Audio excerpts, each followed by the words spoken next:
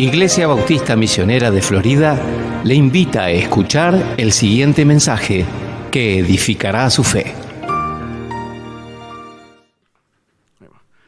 Bueno, buenos días a todos. Vamos a abrir nuestras Biblias al libro de Hebreos capítulo 12. Hoy vamos a estar concentrados en los dos primeros versículos solamente. Es un pasaje corto lo que vamos a ver hoy, 2 versículos, pero realmente es muy rico el texto. Bueno, en el año 1968 en México se celebraron los Juegos Olímpicos y John Aguari, que es quien pueden ver en la pantalla, él era una persona de Tanzania, del este de África, fue a México a participar de estos Juegos. Él fue a correr una maratón de 42 kilómetros. Y bueno, llegó a México, empezó a correr la maratón y poco antes de la mitad del camino, él se cae y se lesiona la rodilla. Bueno, las personas van y lo atienden, le dicen que se lesionó y le recomendaron pues dejar de correr, básicamente, porque se iba a lastimar más. Pero él dijo que no, él pidió, hágame una venda, algo, que tengo que terminar la carrera. Y así fue. Evidentemente llegó de último lugar. De hecho, cuando él llegó, ya habían pasado horas de que llegó el anteúltimo incluso. Le sacaron una ventaja tremenda. Y cuando llegó, le preguntaron los periodistas, las personas que estaban allí, le preguntaron por qué terminó la carrera, si se había lesionado. O sea, era entendible si él desistía, básicamente, no pasa nada. Y la respuesta que él dio fue que su país no lo mandó 9.000 kilómetros cruzando el océano para empezar una carrera y dejarla a la mitad. Y así como esta persona, los destinatarios de esta carta de Hebreos también están corriendo una carrera, la carrera de la fe, y de cierta medida también están como lastimados. Acá en Hebreos se dice que estas personas estaban sufriendo tribulaciones, estaban sufriendo persecuciones por causa de Cristo, e incluso algunos estaban desistiendo de la carrera de la fe. De hecho, el autor de los Hebreos les tiene que decir que no dejen de congregarse como ya algunos se acostumbran, porque algunos estaban dejando de hacer eso. Y de hecho hay advertencias contra aquellas personas que conocen al Señor y se apartan y apostatan de la fe.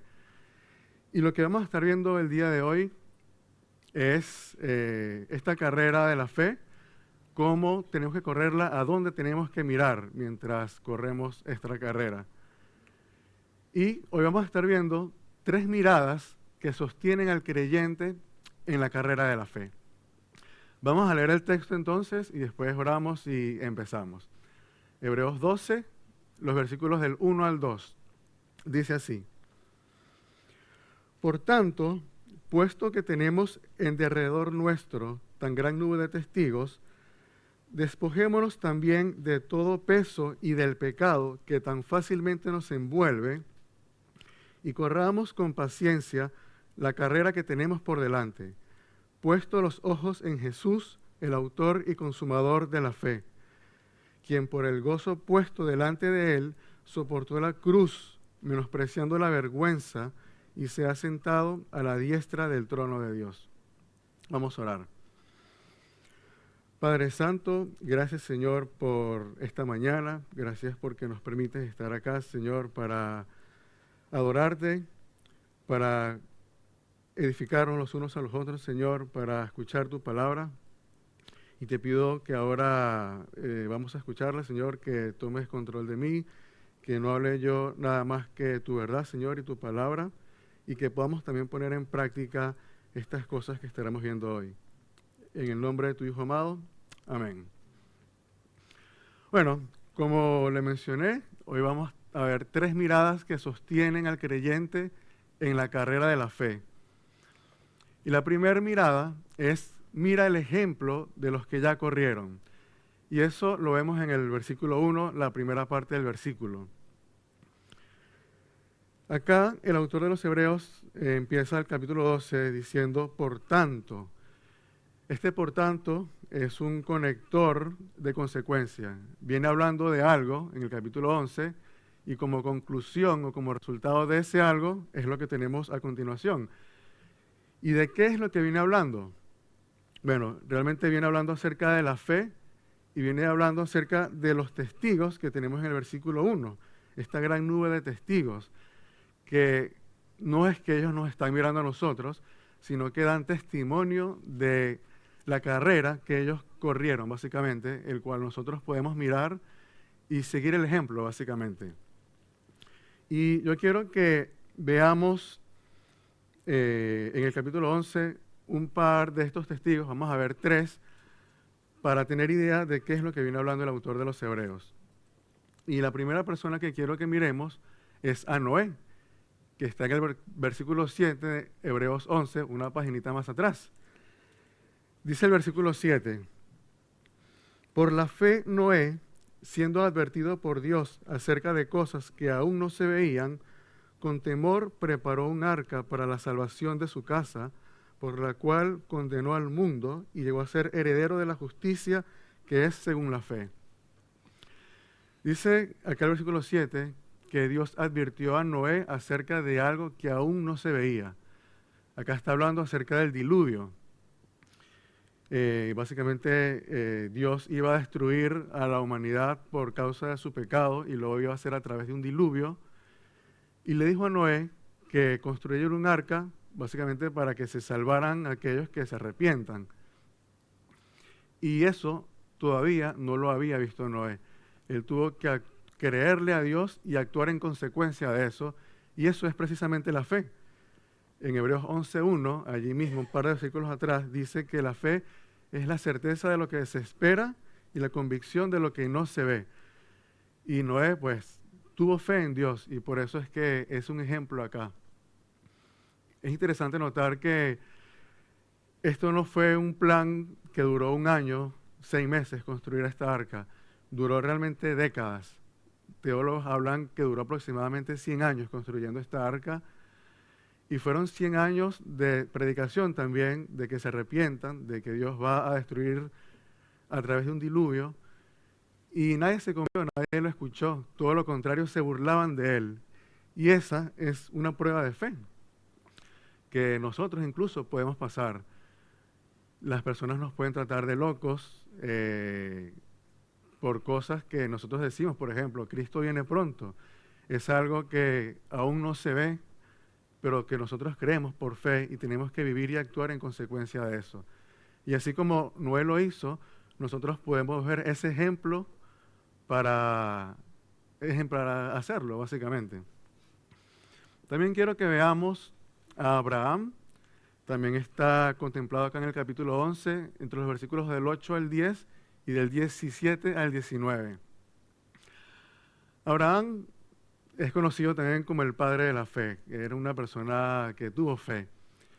Y Dios llamó a Abraham cuando él tenía 75 años, ya era una persona grande, y lo llamó a dejar todo, básicamente, toda su vida, a su familia, el lugar donde él vivía, y que fuera a donde Dios le dijera.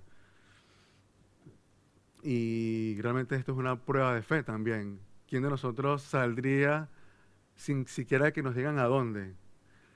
Y Abraham tuvo fe en Dios, le creyó a Dios lo que le dijo, y fue y salió con su esposa y estuvo viviendo en tiendas durante toda su vida como nómada, recorriendo esa tierra que Dios le había prometido. Pero no solo esto, Dios le prometió a Abraham que iba a tener una descendencia tan grande como la arena del mar y como las estrellas del cielo, siendo que él era un hombre grande y su esposa era una mujer grande y estéril de paso. Y todo realmente jugaba en contra. Y desde el momento en que Dios le prometió a Abraham esto y a su esposa, pasaron 25 años para que Dios le respondiera o le diera ese hijo prometido.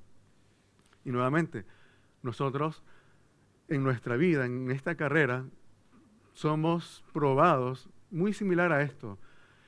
Obviamente quizás no tan fuerte, ¿no? Pero ¿cuántas veces no pasa que estamos orando a Dios por algo, algún problema, algún motivo, y pasan 2 meses, 3 meses, y empezamos como a desesperarnos. Señor, ¿qué onda con esto? Que todavía no se resuelve. A Abraham le tardó 25 años, un montón.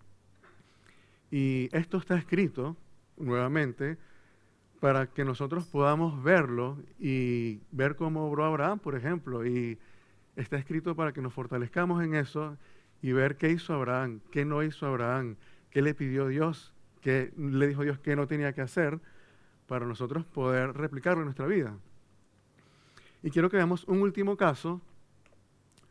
Realmente hay muchos, lean después el capítulo 11, es maravilloso. Gedeón. Gedeón también es nombrado en el versículo 32, y la historia de Gedeón está en el capítulo 6 y 7 del libro de Jueces. Se las resumo. Básicamente Gedeón era un hombre miedoso, era de la familia más pobre de su tribu, y de los demás pobres de su tribu era el hijo menor de su familia. O sea, básicamente era la persona más insignificante. Y Dios lo llamó a él y le dijo que busque a 300 hombres para luchar contra un ejército de 32,000 personas. La Biblia dice que era como una multitud de langostas. Iba a ser una lucha totalmente desproporcional. Y Gedeón pues terminó creyéndole a Dios que Dios le iba a dar la victoria, confió en que Dios le iba a dar la victoria y actuó en consecuencia de eso. Y realmente esto es un ejemplo más de algo que nos puede servir para nuestra vida. Cuando en nuestra carrera de la fe estamos envueltos en circunstancias adversas, cuando todo pinta mal, cuando nosotros pensamos por lógica que no, por aquí no puede ser, esto no puede ser por acá, pero vemos en la palabra de Dios que tenemos que actuar de esta manera, tenemos que confiar en Dios. Y como Gedeón, confiar en el Señor y actuar en consecuencia de eso. La fe sin obra, dice la Biblia, que es muerta. No es suficientemente con creer, sino que también hay que actuar en base a esa fe. Y acá en el capítulo 11 realmente cada uno de estos ejemplos que menciona el autor de los Hebreos es algo que nosotros podemos ver y observar a lo largo de nuestra vida para imitar. Pero en la Biblia no solamente habla de estos casos positivos, el cual nosotros hacemos bien en imitar, sino que también vemos casos negativos que nosotros hacemos bien en observar, pero en evitar, en no replicar eso. Y la Biblia también habla acerca de eso. En 1 Corintios 10, por ejemplo, está allí en pantalla, habla de esto. Pablo le escribe a los Corintios lo siguiente: porque no quiero que ignoréis, hermanos, que nuestros padres todos estuvieron bajo la nube y todos pasaron por el mar, y en Moisés todos fueron bautizados en la nube y en el mar, y todos comieron el mismo alimento espiritual y todos bebieron de la misma bebida espiritual. ¿Qué está diciendo Pablo acá? Está sentando la base. El pueblo de Israel partió con las mismas ventajas, con los mismos beneficios.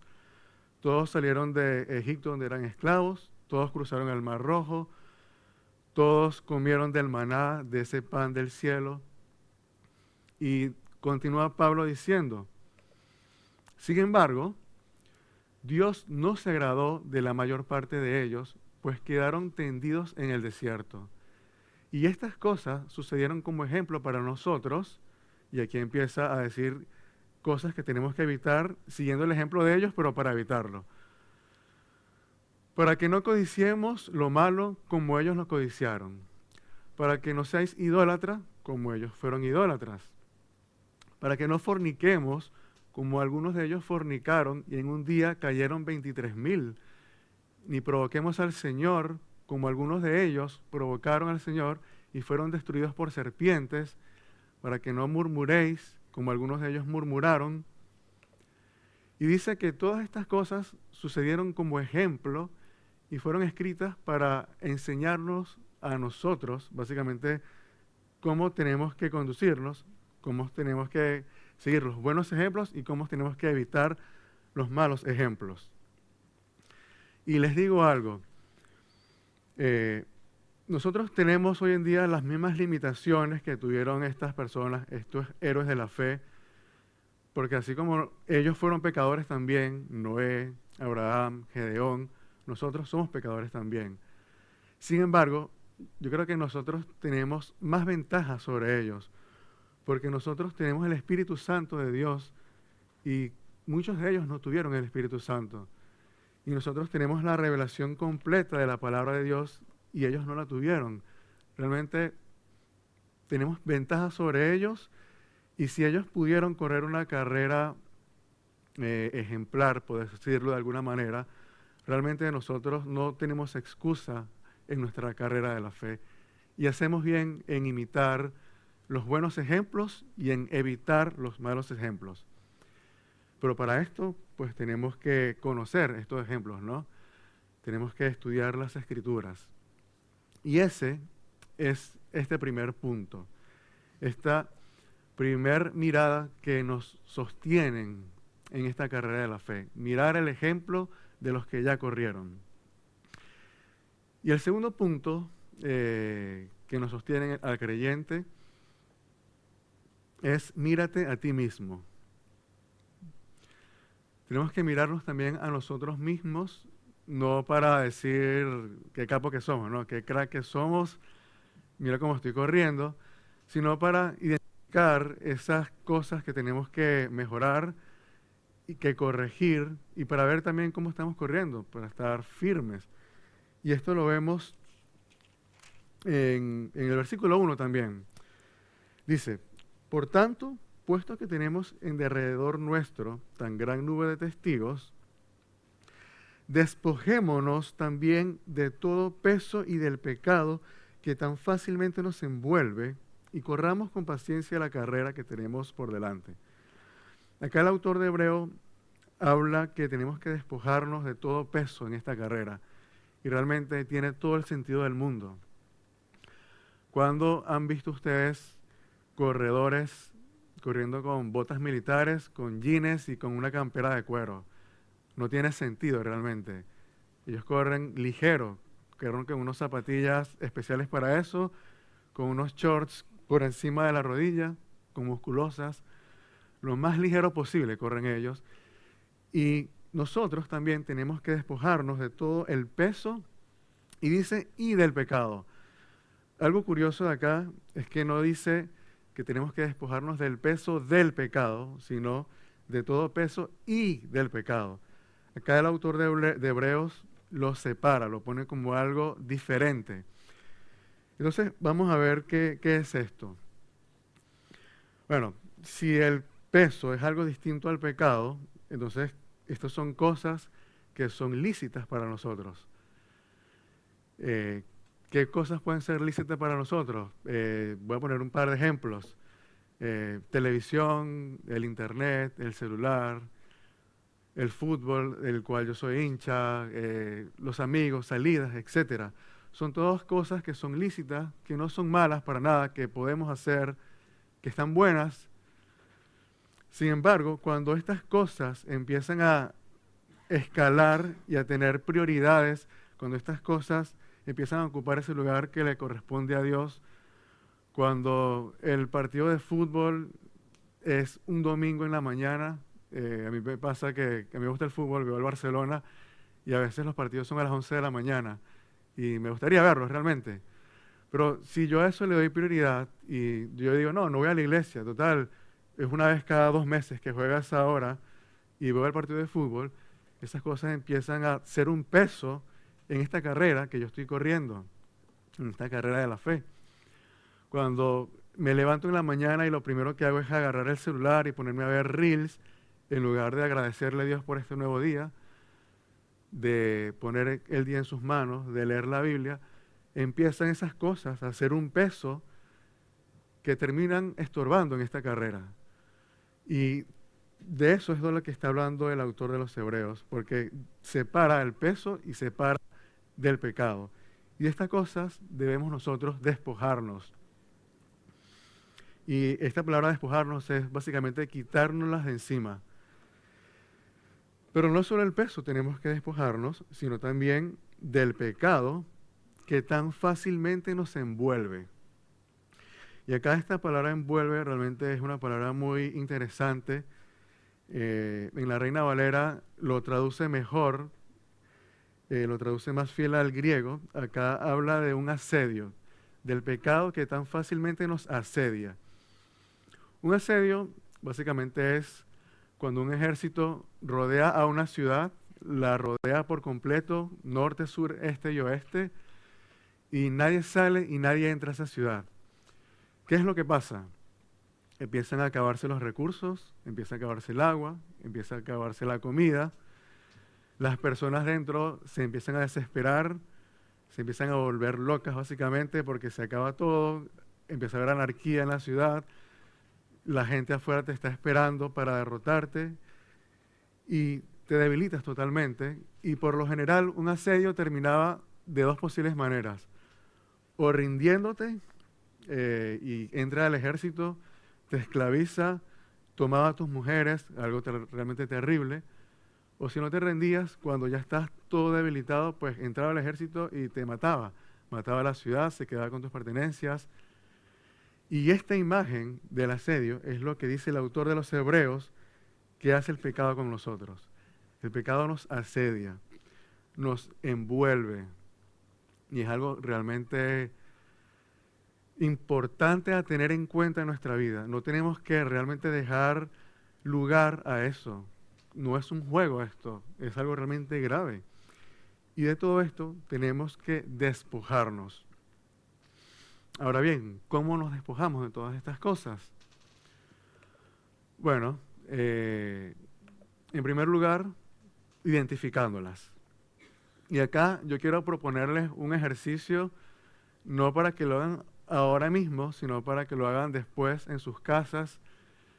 Y yo los animo a que ustedes identifiquen todas esas cosas, todos esos pesos que te retrasan en esta carrera de la fe, todos esos pecados que solamente conoces tú. Tú luchas con ciertos pecados que quizás yo no, y yo lucho con otros pecados que vos no. E identifícalos. Apártate en un lugar solo, medita en esto y escríbelo en un cuaderno una por una. Siendo sinceros, estás tú y el Señor solos, el Señor las conoce, no tienes que engañar a nadie y realmente te invito a hacerlo. Pero no solamente tenemos que identificar esas cosas, sino que también tenemos que orar y pedirle al Señor que nos ayude a trabajar esas cosas. Porque en nuestras propias fuerzas realmente no podemos hacerlo. Dice el Salmo 127, los primeros 2 versículos: si el Señor no edifica la casa, en vano trabajan los que la edifican. Si el Señor no guarda la ciudad, en vano vela la guardia. Es en vano que te levantes de madrugada y que os acostéis tarde.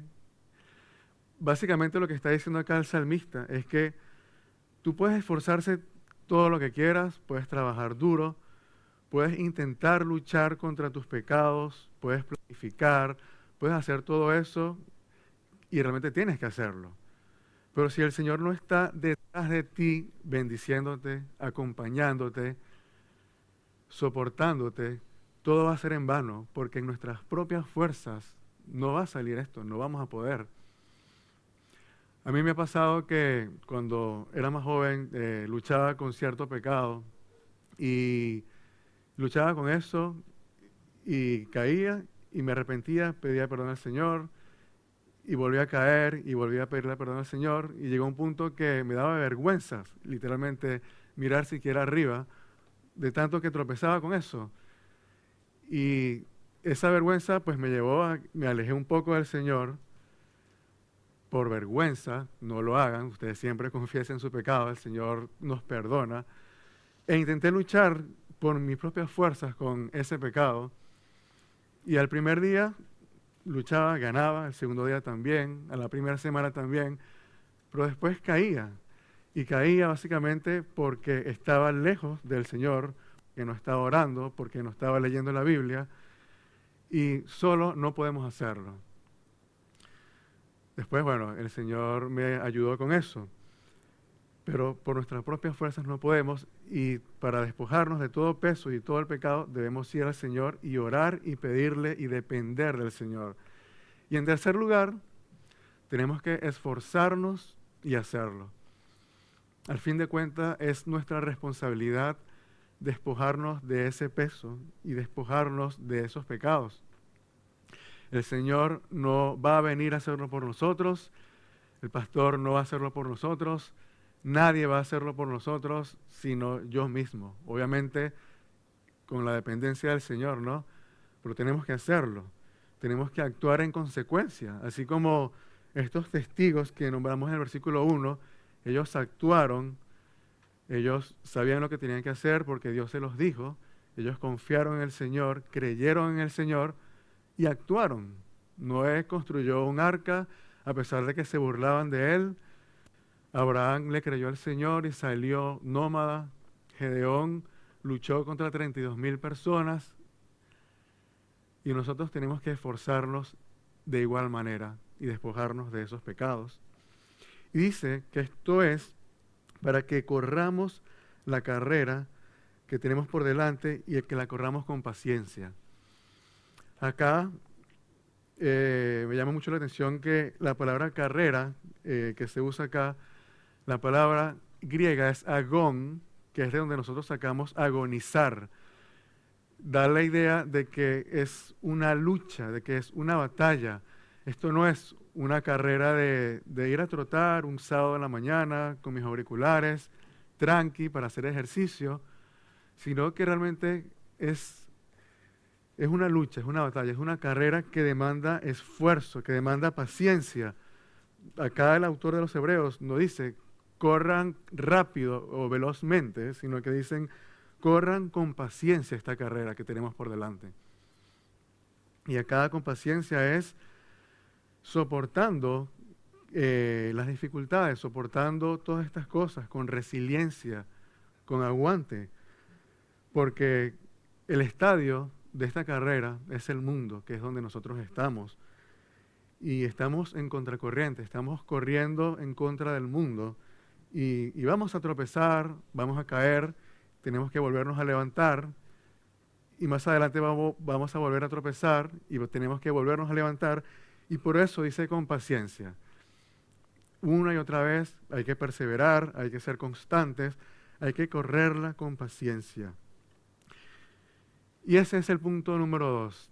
Tenemos que mirarnos a nosotros mismos, tenemos que ver de qué cosas tenemos que despojarnos, tenemos que esforzarnos, tenemos que tener paciencia,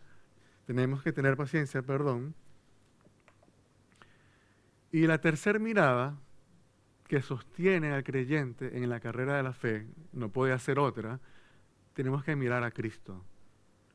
Y en el versículo 2 empieza diciendo, puesto los ojos en Jesús.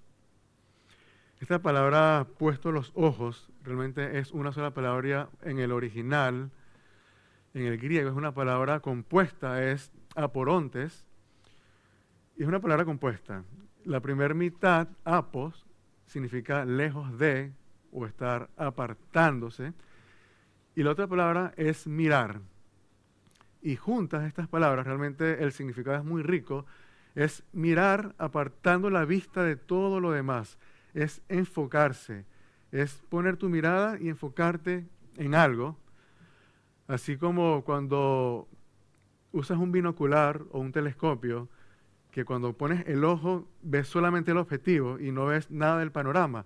Bueno, esta es la idea, este es el concepto de esa palabra. Y dice que de esta manera mires a Jesús. ¿Y qué habla de Jesús? Pues dice que Él es el autor y el consumador de la fe. Cuando aquí habla del autor, no se refiere solamente al autor como creador, aunque sí tiene esa implicancia, sino que se refiere a un autor como un pionero o como un fundador, como aquella persona que se inmerse en algo y deja abierto el camino para que otras personas lo sigan. Ese es el concepto de la palabra que se usa acá. Como, no sé si han visto esas películas, hay una guerra y un grupo de soldados pequeños entra en el ejército enemigo, abre una brecha y por esa brecha entra todo el ejército. Bueno, esa es la idea que se dice acá. Y después, consumador, básicamente es aquel que lo completó de una manera perfecta, ya no hay más nada que hacer. Y realmente Jesús fue el autor y el consumador de la fe. Fue el primero que corrió esta carrera y la completó y llegó a la meta. Y los testigos que, por ejemplo, vemos antes, ellos si bien corrieron esta carrera, ellos no la completaron. Si nos vamos en el capítulo anterior, en el versículo 39, son unos 4 versículos atrás, dice, todos estos, refiriéndose a los testigos, habiendo obtenido la aprobación por su fe, no recibieron la promesa, dice. ¿Por qué? Porque Cristo no había venido todavía. Estas personas también corrieron mirando a Jesús, mirando la promesa que se les había hecho. Y cuando viene Jesús, pues se cumple esto. Y Él es el autor y el consumador de la fe. Y algo muy curioso de este juego de palabras que usa el autor de Hebreos acá, es que este juego de palabras forma un merismo. ¿Qué es un merismo? Un merismo es una figura literaria que consiste en expresar la totalidad de un concepto nombrando sus partes extremas. Yo sé que el concepto está en chino, pero con un par de ejemplos se va a entender muy fácil. Cuando Jesús dice, por ejemplo, yo soy el alfa y la omega, eso es un merismo. ¿Qué está diciendo Jesús acá? Que Él es el primero y el último. Él es la A y la Z, que antes de Él no hay nada y después de Él tampoco hay nada. Por lo tanto, Él está comprendido en todo.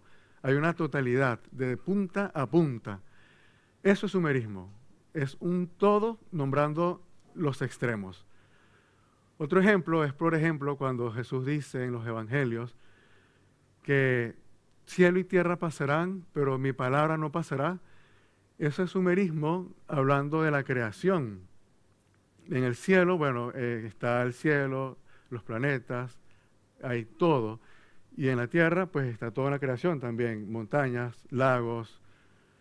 Y cuando Jesús dice cielo y tierra pasarán, Él usa este merismo para no tener que nombrar cada una de las cosas y usa los extremos para explicar esta totalidad. Y acá el autor de los Hebreos usa este mismo recurso literario para hablar, para referirse a que Jesús es el autor y consumador de la fe. Básicamente en Cristo abarca y lleva a su plenitud todo el camino de la fe, desde su inicio hasta su meta. No significa simplemente que Cristo da la fe, que sí, Cristo da la fe, sino que toda la realidad de la fe encuentra en Cristo su origen, su dirección y su consumación. Y realmente es muy interesante esto que usa el autor de los Hebreos. Obviamente cada una de estas palabras tiene su significado, su fundamento y es real, pero esta es la idea que está expresando. Y después continúa el versículo y dice, quien por el gozo puesto delante de él soportó la cruz, menospreciando la vergüenza. Acá dice que Cristo tuvo un gozo que vio esto como adelantado cuando fue a la cruz y eso le ayudó a soportarlo, a llevarlo. Y este gozo no es más que vos y yo. Básicamente, cuando Cristo fue a la cruz, Él sabía que con ese sacrificio que iba a hacer, nos iba a salvar a nosotros, que millones de almas iban a dejar de perecer en el infierno e iban a ir a su presencia, que se iban a relacionar con Él, con el Padre, que nos iba a dar vida. Y esto realmente le dio gozo y lo usó como combustible, si se quiere, para ayudar a soportarlo, esta cruz y esta vergüenza que Él soportó. Y vaya que la cruz realmente fue vergonzosa y vaya que fue dolorosa para el Señor. En la cruz, Cristo cargó con la ira de Dios, que fue mucho más que los clavos, que fue mucho más que los azotes, que ya eso es mucho, pero la ira de Dios realmente fue mucho más que eso. y la vergüenza también que padeció Jesús. Dice, bueno, de la cruz, por ejemplo, era una muerte tan degradante y tan humillante, tan vergonzosa, que estaba prohibido para las personas romanas. Básicamente los romanos decían que esto es tan horrible y tan humillante que un ciudadano, miembro del imperio glorioso romano, no puede morir de esta manera. Y Jesús fue allí. Pero no solo para los romanos, para los gentiles, sino que para los judíos también esto era degradante. Morir en la cruz era símbolo de maldición por Dios. En Deuteronomio dice, maldito aquel que es colgado de un madero. Y esto fue literal realmente, no era solo un símbolo de maldición, sino que Cristo fue maldito allí por Dios. Cargó nuestra maldición, algo que era nuestro. Cristo lo cargó allí por amor por vos y por amor por mí. Y murió desnudo. Cristo murió desnudo. Dice la Biblia que le quitaron sus ropas y las sortearon. Realmente fue algo degradante, fue algo humillante, fue algo vergonzoso. Pero no solamente delante de los hombres esto fue una vergüenza, sino en el mundo espiritual también fue una vergüenza, porque el mundo espiritual estuvo observando esto. Cristo no empezó a existir cuando nació de María, Él ya existía, Él estaba en el cielo, recibiendo adoración, recibiendo gloria. De hecho, en Isaías, dice Isaías que Él está en su trono y que los ángeles le adoran, y dice que los serafines, que es una clasificación de ángeles, quienes están en el trono, en la presencia del Señor, dice que se tapan su rostro con sus alas. En Isaías 6 lo dice. Ni siquiera miran directamente a Dios, y ahí se refiere a Cristo. Este es Cristo. Y ahora, tiempo después, está Cristo en la cruz, desnudo, humillado, escupido, ensangrentado. Y los ángeles están mirando esto, los demonios están mirando esto, y realmente es vergonzoso, como lo dice el autor de los Hebreos. Sin embargo, Cristo menospreció esa vergüenza y por amor a nosotros, por salvarnos a nosotros, lo soportó. Y es algo realmente que nosotros tenemos que pensar, que tenemos que meditar, que tenemos que agradecerle al Señor, que tenemos que adorarle por lo que hizo. Siendo Dios, no tenía la necesidad de hacerlo. No le cambiaba absolutamente nada. No lo iba a hacer más grande o menos grande. Ya Él tenía absolutamente todo. Y se despojó de todo eso, se hizo hombre, se humilló, como dice en Filipenses 2, para morir por nosotros.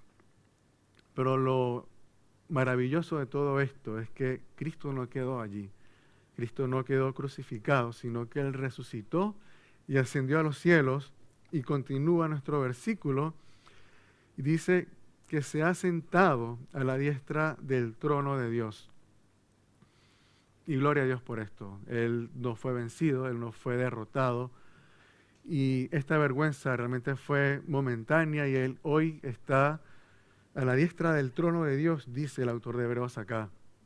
En el mundo antiguo, cuando un rey sentaba a alguien a su derecha, significaba que esa persona tiene todo el poder también, tiene todo el derecho de ordenar, todo lo que esa persona diga es cumplido, puede armar cualquier decreto, cualquier veredicto, y tiene la misma palabra y el mismo peso que la palabra de un rey.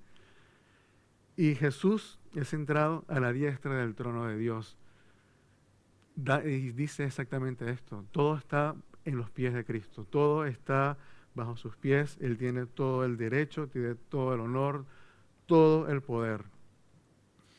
Y cuando dice que se ha sentado, también esto es muy interesante, acá en el contexto de los hebreos, se habla mucho de los sacrificios en los capítulos anteriores, y se habla, de hecho también en Levítico se habla mucho de esto, que los sacerdotes sacrificaban vez tras vez tras vez sacrificios por los pecados. Y dice que no había silla allí en el lugar santo. Ellos estaban parados trabajando, dando sacrificio por sacrificio. Y el pecado no se acababa, el pecado continuaba. Y el hecho de que el autor de los Hebreos, que ya mencionó todo esto, diga que Cristo se ha sentado, está diciendo esto, que Cristo cumplió y terminó y satisfizo este sacrificio por el pecado. Fue suficiente. Dios recibió este sacrificio y fue suficiente. Ya no hay más nada que hacer. Se ha sentado. Y realmente, gloria a Dios por esto. El Señor realmente es grande. Y hoy hemos visto estas tres miradas que sostienen al creyente en la carrera de la fe. En primer lugar, tenemos que mirar esos ejemplos que están en la Biblia, de estas personas que ya corrieron la carrera de la fe, que hacemos bien en imitar de acuerdo a aquellos que sean para imitar y que hacemos bien en evitar de acuerdo sea el caso. Esas personas pasaron por circunstancias y situaciones que nosotros podemos estar pasando. Quizás alguno de nosotros podemos estar pasando alguna dificultad, alguna situación que estamos luchando con esto y no vemos salida y estamos dándole y dándole y no se resuelve. Y realmente allí podemos ver ejemplos de situaciones muy similares que nos pueden fortalecer, que nos pueden acompañar, que podemos ver cómo actuar y cómo no actuar. Y eso es lo que está hablando el autor de los Hebreos acá. En segundo lugar, debemos mirarnos a nosotros mismos en el sentido de ver aquellas cosas que tenemos que despojarnos, que mejorar, que hacer, que realizar. Recordemos que la fe sin obra es muerta. Y en último lugar, mirar a Cristo. Mirar a Cristo, mirar su sacrificio, mirarlo a Él. Pero si tú todavía no conoces a Dios, a Cristo, pues te tengo que decir que no estás corriendo esta carrera. Nada de esto puedes hacer todavía. Y estás corriendo otra carrera, y es la carrera de la perdición, básicamente. Y la Biblia dice que la paga del pecado es la muerte, y una muerte que te conduce al infierno, una muerte eterna, una muerte justa por nuestros pecados, porque Dios es justo y Dios va a juzgar el pecado. Sin embargo, Dios en su bondad, en su amor, en su misericordia, vino al mundo en la persona de Cristo para solucionarnos ese problema, muriendo en la cruz. Y si tú crees esto, si tú crees estas cosas, depositas tu fe en Cristo, reconoces que eres un pecador y lo confiesas, pues allí sí empezarás a correr esta carrera. Y nada, es una carrera fuerte, es una carrera, como dice la palabra, agonizante, es una lucha que tenemos por delante y tenemos que correrla hasta que el Señor venga por nosotros. Vamos a orar. Padre Santo, gracias Señor por tu palabra. Gracias Señor porque en ella encontramos la verdad y en ella encontramos cómo debemos conducirnos en la vida, Señor. Gracias Señor porque dejaste escrito allá estos ejemplos de estas personas, Señor, el cual vivieron de una manera que podemos imitar, Señor. Gracias porque pasaron circunstancias que nosotros quizás podemos estar pasando y allí podemos ver cómo afrontar esas situaciones. Te pido, Señor, que podamos aplicar estas verdades. Te pido, Señor, que podamos identificar aquellas cosas que nos pesan, aquellos pecados, y podamos despojarnos, Señor, dependiendo de ti y no en nuestras propias fuerzas. Ayúdanos, Señor, a mirarte, a mirar tu obra, Señor, a glorificarte, a agradecerte y vivir esta carrera como tú quieres que la vivamos. Quédate con nosotros, Señor, y oramos a ti en el nombre de nuestro Señor Jesucristo. Amén.